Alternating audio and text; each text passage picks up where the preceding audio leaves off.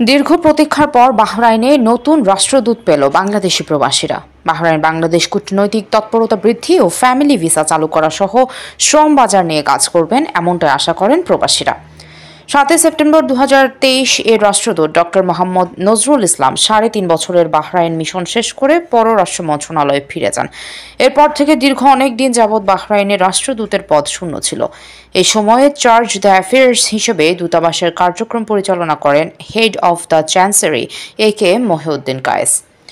2018 সাল থেকে family visa সহ সব ধরনের ভিসা বন্ধ থাকায় ব্যবসায়ীরা যেমন বিভিন্ন সমস্যার মধ্যে পড়ে আছেন, তেমনি দেশটিতে বাংলাদেশিদের শ্রম বাজার দিন দিন হারাচ্ছেন। ফলে নতুন করে শ্রম বাজার ফেরাতে কাজ করতে হবে নতুন রাষ্ট্রদূতকে।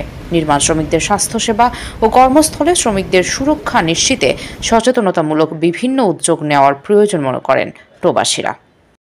বাহরাইন যারা আমরা গার্মেন্টস ব্যবসা করি, বিশেষ করে আবায়া এবং কাপড়ের ব্যবসা, তো আমাদের নবনিযুক্ত মাননীয় রাষ্ট্রদূতের কাছে আমাদের একটি চাওয়া থাকবে যে দীর্ঘদিন ভিসা বন্ধ থাকার কারণে আমাদের যে লোকবল, এই লোকবল সংকটের কারণে আমরা অনেকটা ব্যবসায় পিছিয়ে পড়ে গেছি। তো এটা থেকে আমাদের রিকোয়েস্ট মাননীয় রাষ্ট্রদূতের কাছে যে আমাদের এই দিকে একটু সুদৃষ্টি রাখবেন, এই প্রত্যাশা আমরা করি নবনিযুক্ত মাননীয় রাষ্ট্রদূতের কাছে।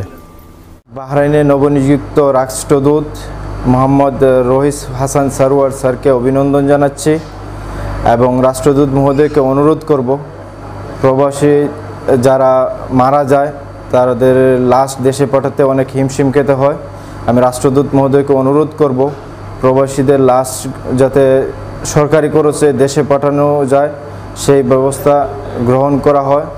আমি আমার ব্যক্তিগত পক্ষ থেকে অনুরোধ জানাচ্ছি। যে প্রথমে মহান আল্লাহ তাআলার কাছে অশেষ শুকরিয়া, দীর্ঘদিন পরে হলেও বাহরাইনে আমরা নবনিযুক্ত রাষ্ট্রদূত মহোদয় মোহাম্মদ রহিস হাসান সরওয়ার সাহেবকে আমাদের মাঝে পেয়েছি। তো সেই জন্য বাংলাদেশ কমিউনিটির পক্ষ থেকে ওনাকে জানাই শুভেচ্ছা ও স্বাগতম।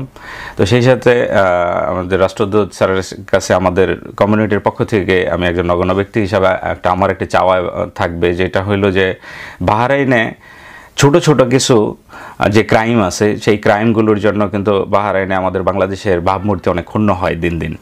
তো সেই ক্ষেত্রে আমি বলবো যে এম্বাসির সহযোগিতা এবং বাংলাদেশ কমিউনিটির সমন্বয়ে এই ছোট ছোট ক্রাইম দমনে আমি মনে করি যে একটি সামাজিক আন্দোলন গড়ে তোলা যেতে পারে।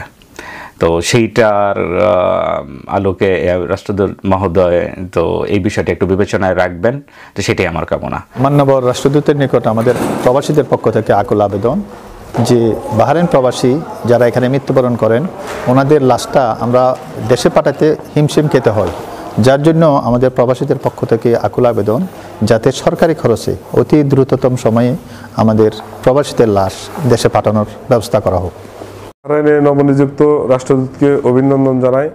আমরা বাহরাইন প্রবাসী দীর্ঘদিন যাবৎ ভিসা বন্ধ থাকার কারণে আমরা ব্যবসায়ীরা অনেক ক্ষতিগ্রস্ত হচ্ছি। আমি নবনিযুক্ত রাষ্ট্রদূতকে অনুরোধ জানাবো ওয়ার্কার ভিসা এবং ফ্যামিলি ভিসা খোলার জন্য সুনজর দেয় যেন। বৈধভাবে রেমিটেন্স পাঠানোর চ্যানেলগুলো নিশ্চিত করা গেলে রেমিটেন্সের পরিমাণও কয়েক গুণ বেড়ে যাবে। বাংলাদেশ টু বাহরাইনগামী বিমান টিকিটের অতিরিক্ত দাম, এয়ারপোর্টের লাগেজ নিয়ে হয়রানি বন্ধের উদ্যোগ নেওয়া সহ বৈধ বা অবৈধ কোনো প্রবাসী বিদেশে মারা গেলে তাদের লাশ সরকারি অর্থায়নে দেশে প্রেরণের উদ্যোগ নেওয়ার আহ্বান করেন প্রবাসীরা।